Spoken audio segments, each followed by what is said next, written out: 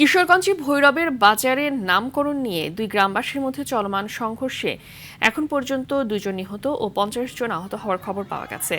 এই ঘটনায় সকাল থেকে ভৈরব কিশোরগঞ্জের আঞ্চলিক সড়কে যান চলাচল ও ভৈরব ময়মনসিংহে 3 ঘন্টা রেল যোগাযোগ বন্ধ ছিল।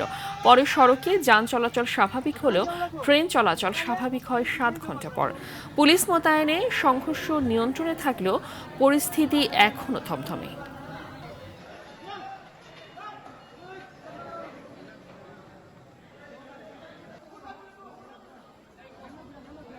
আমরা সবাই দেখেন আমরা বাড়ির মধ্যে আগুন লাগাইছে, আমরা এলাকা হেরা জোর করে দখল করতেছে, আমরা এর কাছে আইনের কাছে বিচার চাই। ঘটনাটা বন্ধ করে আমরা পুরো অতর্কিতভাবে হামলা চালাইছে। আমরা সকালে বাজার যেতে মিছি আর আমরা সারা বাড়ি ঘর লুটপাট করছি, পরে আমরা তার সাথে মোকাবেলা করছি। এখন আমরা একজন মারা গেছে। আকবরনগর মিরারচর বাজারের নামকরণ কেন্দ্র করে দুই গ্রামের মধ্যে উত্তেজনা বিরাজ করছে। আমাদের মহাসড়ক এবং রেলপথ দুইটাই ক্লিয়ার আছে, এখানে স্বাভাবিক আছে যান চলাচল।